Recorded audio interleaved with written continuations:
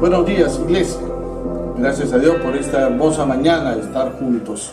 Estamos siguiendo nuestra serie Sin Miedo al Futuro. Hemos ya hablado varios temas, la justicia, la confianza. Han pasado 8 meses desde que empezó todo este confinamiento acerca del coronavirus. Y hemos escuchado durante esos 8 meses cantidad de voces, incluso voces de angustia y desesperación preguntándose qué va a pasar con la iglesia, porque los locales están cerrados. Creo que con alegría hemos visto que la iglesia se mantiene firme y en pie. Y ha aprendido y está aprendiendo a usar estos medios digitales para mantenerse. Los locales pueden estar cerrados, pero la iglesia está viva y actuando. Ahora, algunos han preguntado qué va a pasar ahora que viene una nueva etapa, que viene el futuro. Se abrirán los templos. Y alguien me dijo una vez, pastor, pero ¿y si no se abren los templos, se cerrará la iglesia? Mira, ¿sabes? Yo quiero traer a memoria algo. En la época del Imperio Romano, los cristianos se reunían en las catacumbas. Yo no sé si tú sabías eso, pero en el libro de Richard Robert, que es el mártir de las catacumbas, él narra de una manera magistral esta cantidad de eventos. El gran conflicto que había es que los cristianos tenían que esconderse, porque el Imperio Romano los perseguía. Ahora, hoy en día no nos tenemos que esconder, pero no podemos congregarnos. Y algunos han pensado con temor de que esto puede servir o puede significar que la iglesia va a decaer. ¿Sabes? La iglesia sobrevivió a las persecuciones de los romanos. ¿Y te has preguntado por qué? ¿Te has preguntado por qué los cristianos que fueron muertos en cantidades y cantidades, en no solo el Coliseo romano, sino en los distintos coliseos y persecuciones romanas, por qué sobrevivieron incluso al Imperio Romano y a la caída del Imperio Romano? Y hay una respuesta a eso. ¿Sabes cuál es? Es la palabra esperanza. ¿Sabes qué? El cristiano tenía algo que el Imperio Romano ni que nadie del universo tuvo en esa época, que se llamaba esperanza. Y yo quisiera que en esta mañana examinemos eso que hemos heredado de nuestros padres espirituales, de esos primeros cristianos que nacieron en un mundo hostil y agreste, que nacieron en medio de dificultades y persecuciones, que nacieron en medio de la imposibilidad de creer y confiar en Dios. Que aprendamos a mirar con esperanza lo que Dios tiene para nosotros en el futuro, sin miedo al futuro. Pero quiero que inclines tu cabeza, por favor, un instante. Quiero que cierres tus ojos conmigo. Vamos a tener una palabra de oración. Padre Santo, Señor, queremos acercarnos a tu palabra, acercarnos a ti y rogarte en el nombre de Jesús que nos hables. Que hables a nuestra mente, a nuestro corazón, a nuestro espíritu, que nos permitas entender esa grandiosa y bendita esperanza que nos has dado a través de Cristo Jesús, nuestro Salvador y nuestro Señor. Por eso nos ponemos en tus manos, háblanos en el nombre de Jesús. Amén, amén, amén. La primera cosa que tenemos que analizar es que la esperanza del cristiano era esperanza frente al dolor, frente a la muerte.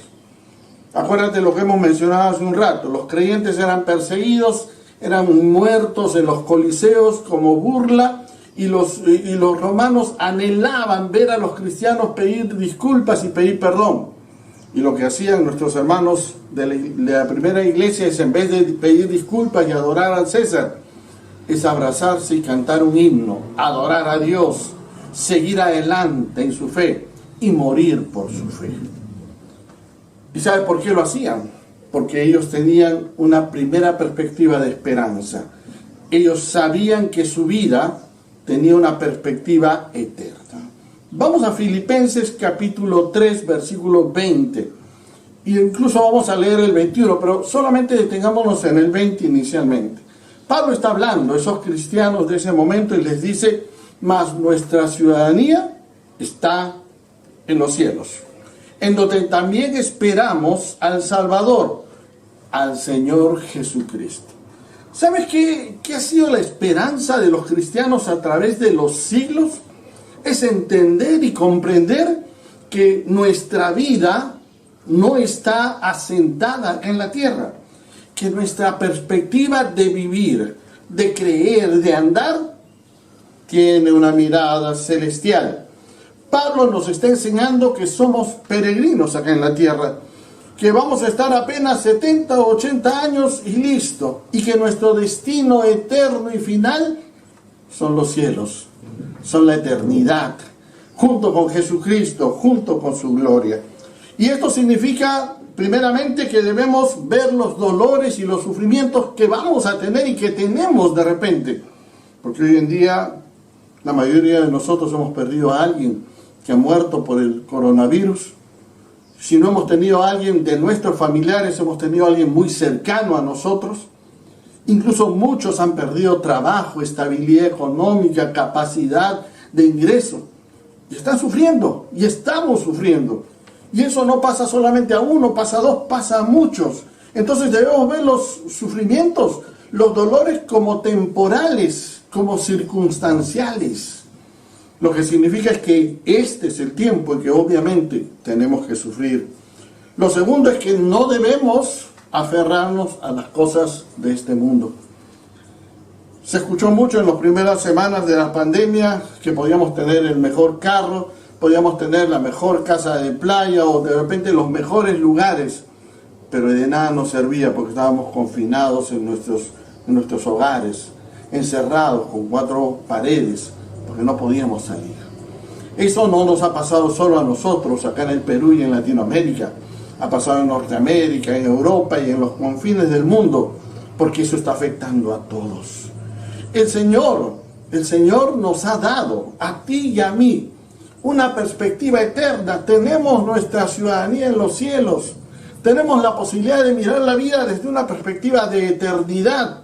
Y el tiempo que pasemos aquí, sea alegre, sea triste, sea duro, sea difícil, definitivamente nos va a servir para mirar la eternidad con la gracia de Dios.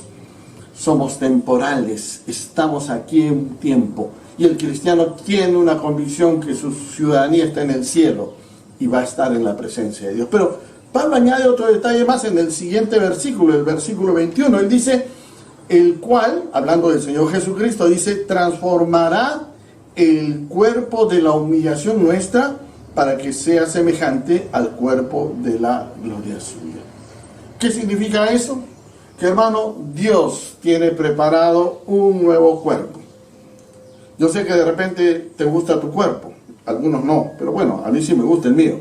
Pero yo sé que de repente te gusta tu cuerpo. Bueno, Dios tiene uno mejor, hecho con la gloria de Dios, que te tiene esperado en la gloria, para que tú puedas vivir en esa esperanza de Cristo. Y entonces tenemos que entender que a pesar de la muerte, a pesar del dolor, a pesar incluso de la enfermedad, a pesar de la tristeza, o incluso de sentirme solo y desamparado, Dios está pensando en mí. Él tiene una perspectiva celestial para mí. Él quiere que yo no viva mirando acá, quiere que viva mirando los cielos, la gloria de Dios permanente y eterna. Esa confianza hacía que los cristianos cantaran en medio del circo romano. Esa es la confianza que hacía que los cristianos podían abrazarse, adorar a Dios cuando los leones salían y se los comían. Y esa es la confianza que te puede ayudar a ti, que me puede ayudar a mí cuando perdemos a alguien que amamos. Esa es la esperanza que tenemos sabiendo que Dios tiene un plan mejor para nosotros. Permíteme avanzar a un segundo aspecto. Hemos hablado de esperanza frente al dolor, frente a la muerte. Y esa esperanza es que nuestra ciudadanía está en los cielos. Pero hay una segunda esperanza. El hecho que seamos cristianos, que hayamos entregado nuestra vida a Cristo, no significa que no vamos a tener problemas y que somos perfectos. Por el contrario, muchas veces hemos ganado más conflictos y más problemas por ser creyentes. Y eso es entendible, porque nuestra ética y nuestra fe no es la misma fe que comparten todos. Incluso más aún, Hemos encontrado batallas y conflictos con nuestra propia necesidad y nuestra propia realidad, con nuestro propio pecado. Y alguno ha dicho alguna vez que se necesita más valor para vivir que para morir. ¿Y sabes qué es interesante? Que el cristianismo también trae esperanza no solo frente a la muerte, sino esperanza frente a la vida. Te trae esperanza frente a la vida, porque la salvación no es algo que se va a vivir solo en el cielo, en el futuro, sino la salvación es algo que recibes en el presente.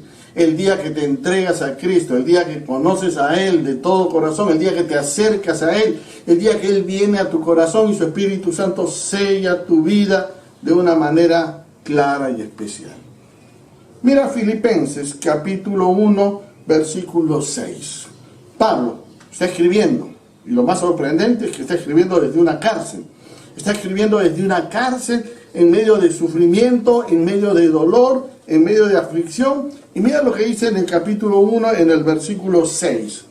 Él dice, estando persuadido de esto, que el que comenzó en vosotros la buena obra, la perfeccionará hasta el día de Jesucristo. Ahora tú dirás, ¿qué significa esto? ¿Qué es esto? Mira, ¿sabes qué? Lo que está enseñando Pablo aquí es que tú y yo, al entregarnos a Cristo, al pertenecerle a Él, ahora tenemos la esperanza y la confianza de que Dios está haciendo un trabajo en medio de nosotros. No es que tú y yo seamos perfectos de ninguna manera. No es que tú y yo ahora somos cristianos y ahora nos sentimos los mejores y los superiores. No es que tú y yo somos cristianos y ya todos los problemas pasaron y ya todo se va a ir bien. No. Él va a ir perfeccionando nuestro carácter, nuestro pensamiento, nuestra vida, nuestros pecados, nuestra necesidad, nuestras deficiencias, en un proceso que la Biblia llama proceso de santificación, que va a durar toda la vida. Y Él lo va a hacer de adentro hacia afuera, no con una ley impuesta obligándote a que tú obedezcas y hagas lo que Él quiera, sino cambiando tus valores, cambiando tu corazón, enseñándote a amar lo que a Él ama, lo que es bueno, lo que es de Dios, y dejando de amar lo que antes amabas y lo que no agrada a Dios. Esta es la esperanza que tenemos en esta vida, de que Dios va a seguir trabajando con nosotros. Y entonces tú me preguntarás, pero pastor, ¿y el sufrimiento? ¿Y por qué me he quedado sin trabajo? Y pastor, ¿y por qué he perdido a este familiar tan amado? Porque el dolor va a abrazar tu corazón, te va a ir transformando, va a ir cambiando tus valores y haciéndote entender una perspectiva eterna. Y justamente es ese proceso de transformación, es ese camino donde Él va a ir perfeccionando. ¿Cómo lo perfecciona? A través del dolor, a través de las enfermedades, a través de la necesidad, a través de mi propia naturaleza que muestra mi propia crisis, mi propio pecado, mi propia necesidad de Dios. Y entramos en ese proceso justamente de acercarnos a Él, para buscarle a Él, para encontrar esperanza en Él, para parecernos a Él, para ser más como Él es en nuestras vidas. Y la esperanza entonces en la vida es que tenemos en esta vida un Dios que está obrando en nuestro corazón. Y todo lo que te va a suceder tiene un propósito, tiene un plan. Es muy interesante que el Salmo 138, en su último versículo, el versículo 8, dice el salmista, Jehová cumplirá su propósito en mí. Tu misericordia, oh Jehová, es para siempre. Él dice claramente, Dios va a cumplir un propósito en tu vida. Y obviamente eso significa que tal vez en algún momento vas a pasar dolor. Pero ten esperanza, Dios está a cargo. Ten confianza, Él está a cargo de cada cosa que tú estás viviendo y que tú estás pasando. ¿Te das cuenta? Tenemos esperanza frente al dolor y la muerte y tenemos esperanza frente a la vida. En tercer lugar, vamos a ver que ya no solo tenemos esperanza frente al dolor y la muerte o esperanza frente a la vida, sino también esperanza frente al pecado. ¿Sabes? Había una gran diferencia entre los dioses romanos y los dioses griegos en la época antigua. Y es la misma o parecida diferencia a la que tenemos hoy en día entre el Dios general que tiene toda la gente y el Dios de la Biblia, el Dios de la palabra. A diferencia de esos dioses romanos y griegos, el Señor de la Biblia es un Dios de amor y es un Dios de perdón, es un Dios de gracia y misericordia que trae esperanza frente al pecado. Quiero que veas al profeta del Antiguo Testamento, Miqueas, y estoy hablando del Antiguo Testamento, que es más fuerte y más duro, capítulo 7, versículo 18 y 19. Mira lo que él va a decir. El profeta Miqueas en el Antiguo Testamento, él está hablando y dice: ¿qué Dios como tú, que perdona la maldad y olvida el pecado del remanente de su heredad? Está hablando de su pueblo. No retuvo para siempre su enojo, porque se deleita en misericordia. Él volverá a tener misericordia de nosotros y sepultará nuestras iniquidades en lo profundo del mar. Ahí va a echar todos nuestros pecados. ¿Sabes qué está diciendo Miqueas? Que tú y yo podemos tener esperanza frente al pecado, frente al fracaso. ¿Sabes? ¿Quién no ha fracasado alguna vez en la vida? Si no has fracasado, tal vez te has perdido de una de las experiencias más duras y amargas, pero más aleccionadoras que puedes entender. Nuestro Dios es un Dios de amor. El Dios de la palabra, el Dios de la fe cristiana es un Dios de misericordia. Un Dios que se goza, se deleita, se alegra en perdonar, en tener esperanza y dar esperanza al hombre y a la mujer que está desesperado porque ve que sus errores lo han llevado al fracaso, al dolor y al quebranto. Y por eso dice que Él se goza, Él se alegra en perdonar, que Él no retiene su molestia, su fastidio, que Él no está airado y molesto como mucha gente piensa, que Dios para enojado, echando rayos por las manos como si fuera alguien incómodo. Dice que por el contrario, Él se goza en perdonar, se goza en amar, no retuvo para siempre su enojo, porque se deleita en misericordia. Y yo no sé si a ti te trae esperanza, pero a mí sí. ¿Sabes por qué? Porque yo me conozco. Conozco mis debilidades, conozco mis fracasos, conozco mis falencias, conozco mis incapacidades, mis frustraciones y angustias. Yo sé que en esas frustraciones, en esas angustias, en esas debilidades y en esos fracasos, yo necesito que Dios se deleite perdonándome. Porque a veces mi confianza cae, porque a veces mi ansiedad crece, porque a veces mi desesperanza aparece. Y yo tengo que aprender a mirar a un Dios que está no solo encima del pecado, sino que ama y abraza al pecador, al que se quiere arrepentir, al que quiere cambiar. ¿Sabes? El Señor Jesucristo lo dijo de manera muy especial en el Evangelio según San Lucas, capítulo 4, cuando Él entra a la sinagoga para empezar su ministerio.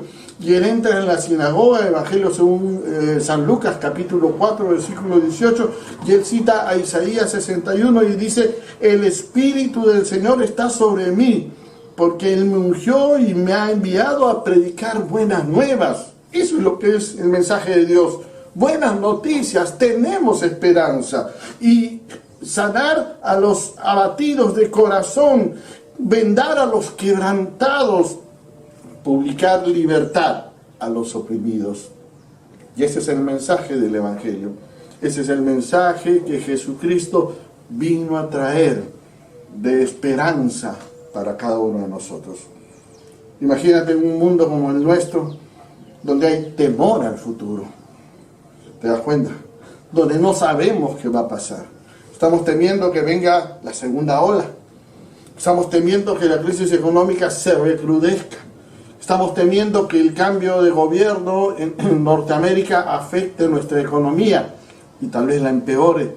Estamos temiendo que la crisis que está teniendo Europa en este momento con el COVID nuevamente se revierta económicamente entre nosotros. Estamos temiendo muchas cosas, Pero ¿sabes qué? Dios nos da esperanza frente a esos temores, porque Él ha dicho que está firme con cada uno de nosotros. Bien, vamos entrando a la parte final. Hemos hablado de esperanza frente al dolor, frente a la muerte. Hemos hablado que el cristianismo trae esperanza incluso frente a la vida, en el valor que necesitas para vivir. Hemos hablado de esperanza frente al pecado.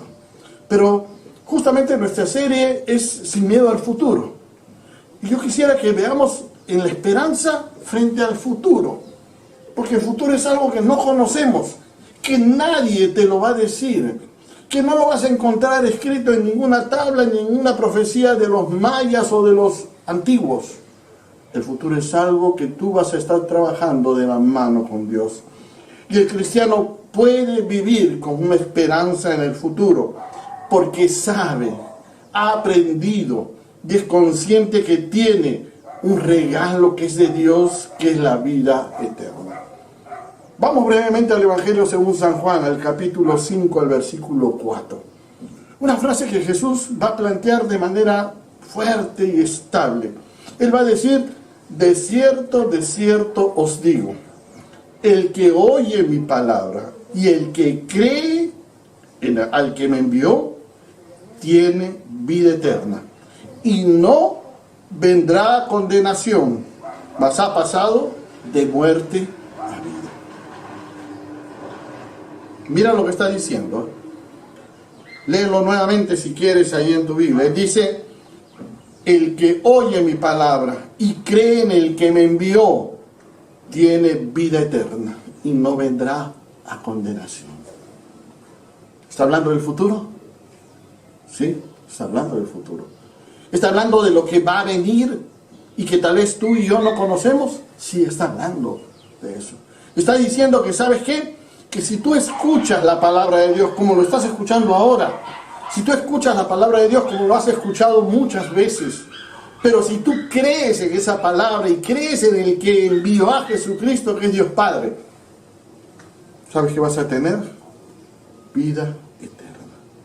Y dice algún detalle más, que no tendrás condenación, pues has pasado de muerte espiritual a vida espiritual. Esa es la esperanza del futuro, ¿no te das cuenta? Esa es la esperanza que abraza a todo el creyente. Esa es la esperanza que te abraza a ti y que me abraza a mí. Que con el paso de los años sabemos que tenemos la certeza de que Cristo murió en la cruz por ti y por mí. Nos ha traído esperanza, nos ha traído paz, nos ha traído gozo, nos trae seguridad.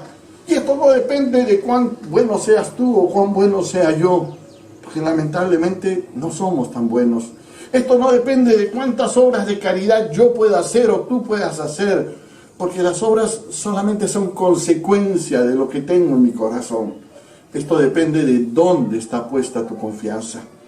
Porque si tú pones tu confianza en este mundo, en esta vida, si tú pones tu confianza en estas cosas, posiblemente cuando se acaben estas cosas y cuando se acabe esta vida, toda tu confianza se acabará. Pero si tú pones tu confianza en Él, en Jesucristo, en Dios, en su palabra, en lo que Él ha dicho, mira, va a pasar esto claramente. Dice, tiene vida eterna y no vendrá a condenación. Y esto no lo digo yo, no lo dice una institución, no lo dice una iglesia, esto lo dice Jesús. Y Jesús te lo dice a ti, me lo dice a mí, para que mi esperanza sea completa, para que mi confianza sea en paz, para que yo duerma en la noche, sabiendo que de repente estoy con problemas y apretado y con enfermedad. Pero puedo confiar en que mi vida está en las manos de Dios. Es muy interesante. El apóstol Pablo vivió de esa manera. Vivió en esa confianza. Mira lo que él dice en 2 de Timoteo capítulo 4, versículos 5, 6. La epístola de 2 de Timoteo es una de las epístolas últimas que él escribe. Después de haber andado mucho por todo Asia y haber predicado el evangelio por toda esa zona, él está ya preso, está sintiendo que su tiempo acaba y él dice, mira, porque yo ya estoy para ser sacrificado y el tiempo de mi partida está cercano. He peleado la buena batalla, he acabado la carrera, he guardado la fe. Por lo demás, me está guardada la corona de justicia, la cual me dará el Señor, juez justo, en aquel día. Y no solo a mí, dice Pablo, sino también a todos los que aman su venida. Y aquí está esa esperanza de la vida eterna. Aquí está esa esperanza y esa confianza que Pablo, a pesar de tantos años y tantas batallas y tantos problemas y tantos sufrimientos, porque los tuvo, incluso fue apedreado, incluso fue considerado muerto. Algunos dicen que fue puesto en un foso con leones también, con fieras salvajes, pero él tenía esa confianza de una corona y una vida eterna, porque él amaba su venida. Yo tengo que terminar, el tiempo ya nos ha ganado, pero necesito que nos hagamos algunas preguntas y examinemos nuestro corazón. ¿Estás viviendo con la esperanza de Cristo en tu corazón? Frente al dolor que te ha tocado vivir, ¿tienes esperanza? ¿O te has olvidado que Dios está trabajando en tu vida? Que Dios ha permitido el dolor para que tú crezcas y aprendas que Dios tiene control de todo. Frente a la vida, frente a tu necesidad, frente a tus problemas, frente a tus fracasos, lo dijimos. ¿Te has dado cuenta que Dios está al cargo y te está enseñando cosas? ¿Te has puesto a pensar de esa manera? No solamente eso, frente al pecado, frente a tu debilidad y tu incapacidad, frente a tus errores que te llevan uno detrás de otro, ¿sabes que Dios está haciendo la obra en ti? Y finalmente frente al futuro, ¿sabes que Cristo viene otra vez? Y Él tiene preparado una corona para ti y para mí, que es la esperanza grandiosa y grande. Yo siempre lo he dicho en el púlpito, lo he dicho en las clases. ¿Cómo quisiera que el Señor venga un día que me agarre enseñando, predicando, que nos agarre cantando, nos encuentre cantando, que nos encuentre gozándonos en el Señor, que nos encuentre esperando con confianza su venida? Termino ya. Quiero invitarte a que pongas tu esperanza en Cristo. Quiero invitarte a que mires a Dios a través de su palabra, que mires a Dios a través de Jesucristo, que pongas tu confianza, tu esperanza, tu seguridad, tu certeza en Él. Que quites tu esperanza de que cualquier cosa circunstancial aquí en la tierra y vuelvas a Cristo de todo corazón. Esto no significa un cambio de religión, significa un cambio de esperanza. Significa que tu esperanza se va a enfocar en Jesucristo y Él va a ser tu esperanza. Pablo le va a decir a Tito en el capítulo 12, una carta pequeña que él escribe, y le dice en el versículo 11-12, le dice: porque la gracia de Dios se ha manifestado para salvación a todos los hombres, enseñándonos que renunciando a la impiedad y a los deseos mundanos, vivamos este siglo sobria, justa y piadosamente, aguardando la esperanza bienaventurada, que es la manifestación gloriosa de nuestro Dios y Salvador. La pregunta en esta mañana es: ¿cuál es tu esperanza? Puedes esperar en Cristo Jesús. Si tal vez no sabes en qué esperas, pues espera en Dios. Él nunca te va a defraudar. Vamos a inclinar nuestras cabezas un instante y vamos a darle gracias a Dios. Señor, estamos aquí, refrescados porque hemos visto que podemos esperar y confiar en ti. Refrescados porque hemos entendido que tú eres nuestra principal y mayor esperanza. Confiado en que tú lo puedes hacer. Te rogamos, Dios, que invadas nuestra vida, llenes nuestro corazón de esa esperanza y que nos permitas vivir bajo esa confianza en ti. La gloria es a tu nombre. Gracias por todo lo que has permitido en estos meses y por lo que viene adelante, porque nuestra esperanza nos quita temor al futuro. En el nombre de Jesús, nuestro Señor y Salvador. Amén. Y si tienes alguna inquietud, si tienes algún deseo, pues hay un teléfono, una dirección en el Facebook de nuestra iglesia, puedes contactarte. Podemos ayudarte a que te acerques un poco a Dios y a que abraces la esperanza que viene en Cristo Jesús, nuestro Salvador. Que Dios les llene de bendiciones.